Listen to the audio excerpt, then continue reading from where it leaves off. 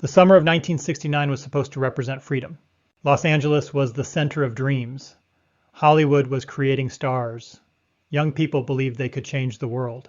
But hidden behind the sunshine, music, and endless parties was a nightmare that no one saw coming. A man with no fame, no power, no money, but somehow he convinced people to kill for him. His name was Charles Manson.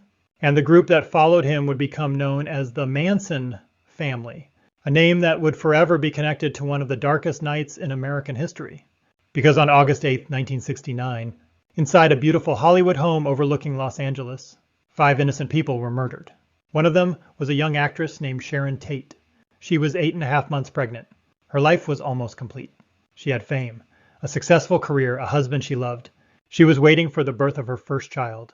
But that night, someone entered her home. And before sunrise, Hollywood would never be the same again. Charles Manson was not born as a powerful man. He was born in 1934 in Cincinnati, Ohio. His childhood was unstable. From an early age, Manson moved through a world of abandonment, crime, and institutions. He spent years in reform schools and prisons. But prison did not transform him. Instead, it became the place where he learned something dangerous. How to read people, how to manipulate, how to understand weakness. Manson studied religion, philosophy, music, and human behavior. He became fascinated by the idea that people could be controlled. After his release, he traveled to California. And there, he found exactly what he needed. A generation searching for meaning. The late 1960s were a time of rebellion. Many young people rejected traditional society. They questioned government. They questioned families. They questioned everything they had been taught. Manson saw an opportunity. He did not create a normal friendship group. He created a world where he was the center. The people who joined him were mostly young men and women looking for belonging. Many were from broken homes. Many felt ignored. Many wanted to escape ordinary life. Manson offered them something powerful, a family. He told them they were special. He told them society was fake. He told them he understood the truth. And slowly, he replaced their reality with his own. This is what made Manson dangerous. He did not control people through physical force. He controlled them through psychology. He isolated them. He separated them from outside opinions. He convinced them that only he understood the world. The group moved to a place called Spahn Ranch, an old movie ranch outside Los Angeles. Once a location for Western films, it became the headquarters of the Manson family. They lived together. They followed Manson's rules. They listened to his beliefs. And every day, his influence became stronger. But Manson had another dream. He wanted fame. He wanted to become a famous musician. He believed he deserved recognition. He met people connected to the music industry, including members of the Beach Boys circle. For a short moment, it looked like his dream might happen. But it failed, and the rejection affected him deeply. Manson did not handle failure like a normal person. He searched for someone to blame. And eventually, he turned his anger toward Hollywood, the place that rejected him, the place that represented everything he wanted. Fame, money, power, acceptance. Manson began talking about something he called helter-skelter, a chaotic future, a coming race war, a violent collapse of society. He believed America would fall into chaos, and he believed he and his followers would survive. But there was a problem. The world was not following his prediction. Nothing was happening. So Manson decided something terrifying. If the chaos was not coming, they would create it. On the night of August 8, 1969, Manson sent several followers to a house in Los Angeles. The address was 10,050 Cielo Drive, a place filled with Hollywood history. The home belonged to actress Sharon Tate and filmmaker Roman Polanski. But that night, Polanski was away in Europe. Sharon Tate was home. She was surrounded by friends, people she trusted, people who believed they were safe. They had no idea. They were about to become victims of a crime that would shock the entire world. The group arrived after midnight. Among them were Tex Watson, Susan Atkins, Patricia Krenwinkel, Linda Kasabian. They entered the property. And what happened next became one of the most infamous crimes in American history. But the most disturbing part was not only the violence. It was the reason there was no personal revenge, no argument, no connection between the killers and victims. The victims were chosen because they were symbols, a message, a nightmare created by someone who never entered the house himself. Charles Manson wanted chaos, and his followers were willing to create it. Inside the house was Sharon Tate. She was 26 years old, a rising Hollywood actress, a woman who was about to become a mother. She had spent years building a career. She had dreams, plans, a future, but that future ended that night. Along with her were Jay Sebring, a famous hairstylist, Abigail Folger, a coffee fortune heiress, Wojciech Frykowski, and Stephen Parent, a young man who happened to be visiting the property. None of them knew why they were targeted. None of them understood what was happening. By morning, Los Angeles woke up to a horrifying discovery. A Hollywood home had become a crime scene. News spread quickly, and people could not believe it. This was not supposed to happen in Hollywood, the place of movies, the place of dreams, the place where everything looked perfect. But behind the beautiful image was a nightmare, and police still did not know. This was only the beginning, because one night later, the Manson family would strike again. The murders at Cielo Drive shocked Los Angeles, but investigators still had no clear answer. Who did this? Why would someone attack a group of strangers inside a peaceful Hollywood home? At first, police searched for a motive. A robbery? A personal conflict? A revenge attack? But nothing made sense. The victims had no obvious connection to their killers. There were no clear suspects, and the most terrifying possibility was slowly becoming clear. Someone had killed without a reason. Meanwhile, the person behind the horror was still hiding. Charles Manson was not running from the police. He was not acting afraid. He was at Spahn Ranch, surrounded by followers who still believed everything he said. To them, Manson was not a criminal. He was their leader, their father figure, the person who gave their lives meaning. This was the power of his control. Even after violence happened, many of them did not question him. They questioned themselves. But Manson was not finished.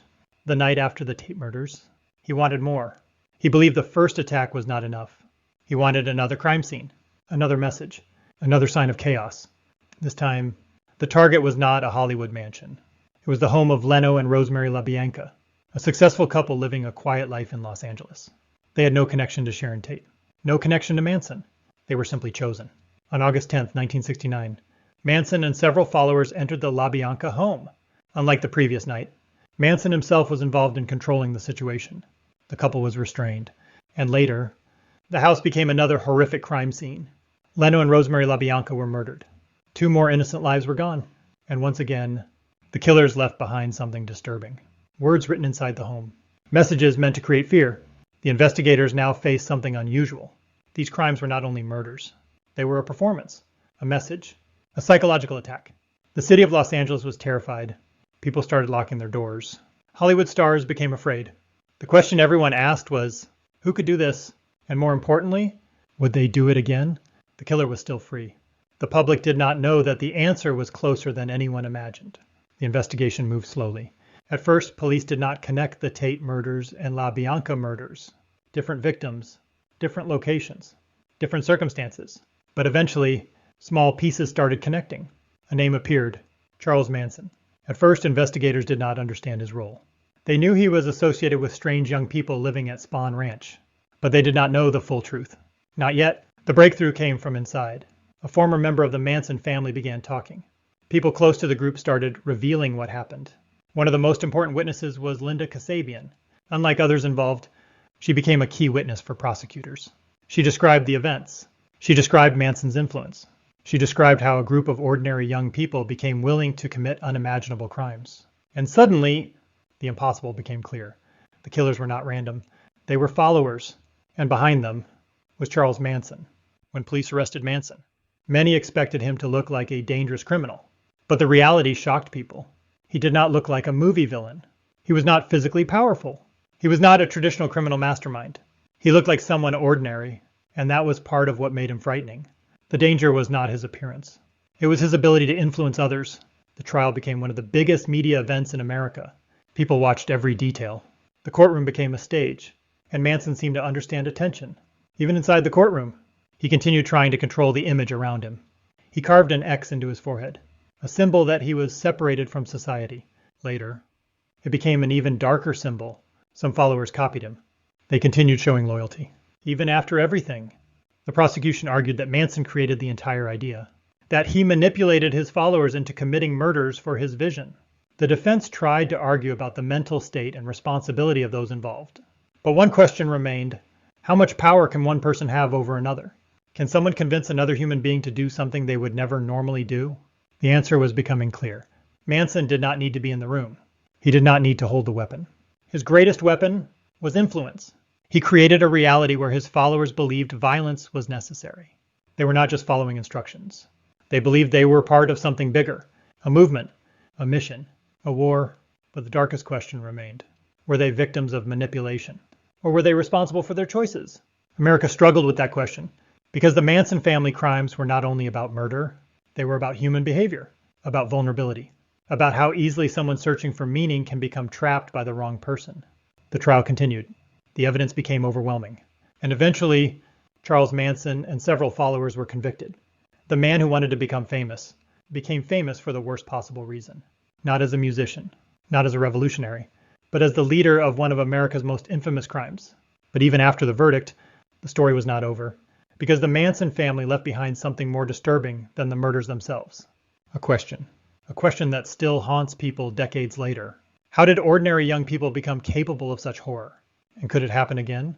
The courtroom had become a battlefield, not just between the prosecution and the defense, but between two completely different versions of reality. One side saw Charles Manson as a mastermind, a man who carefully manipulated vulnerable people, a man who created an environment where violence became acceptable. The other side questioned something much deeper. Were the followers controlled, or did they choose? That question would follow the case forever. During the trial, Charles Manson continued to behave in ways that shocked observers. He interrupted proceedings. He made strange statements. He attempted to turn the courtroom into another stage, because attention was something Manson always wanted. For years, he dreamed of becoming famous. He wanted people to know his name.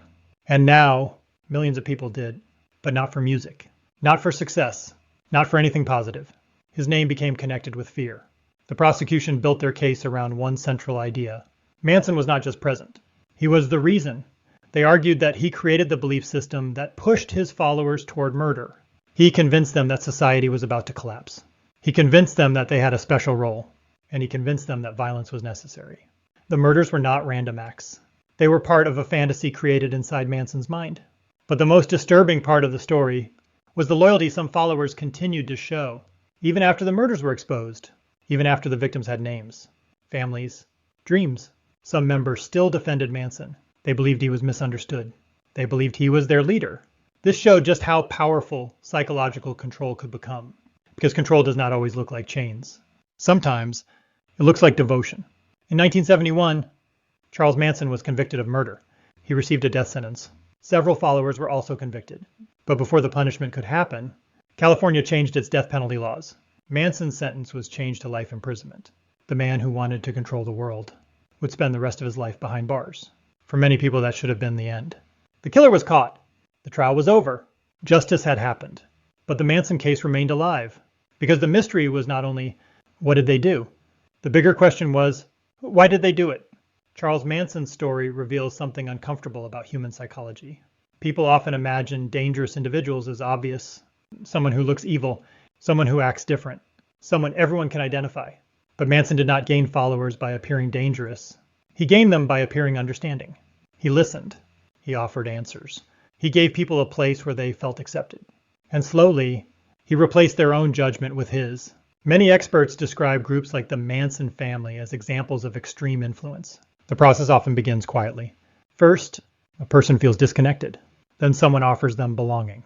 Then that person becomes the center of their world. Outside relationships disappear. Independent thinking becomes weaker. And eventually, the group's reality becomes stronger than the outside world. This is why the Manson case remains studied decades later. Not because it was only a murder case, but because it showed how manipulation can transform people. The followers were not born as killers. They were young people. Some were searching for love. Some were searching for purpose. Some were searching for escape. But they followed someone who turned those needs into something destructive. The victims are the most important part of this story, because behind the headlines, they were real people. Sharon Tate was not just a name in a crime report. She was an actress, a daughter, a friend, a woman preparing to become a mother. Jay Sebring was a respected professional. Abigail Folger had a family and a future. Wojciech Frykowski and Stephen Parent had their own lives. Leno and Rosemary LaBianca were simply living their lives. They were not characters in Manson's story. They were people. Hollywood changed after that night. The idea that fame and success could protect people disappeared. The image of California as a place of dreams became darker. The Manson murders became a symbol, a reminder that behind beautiful places, terrible things can happen.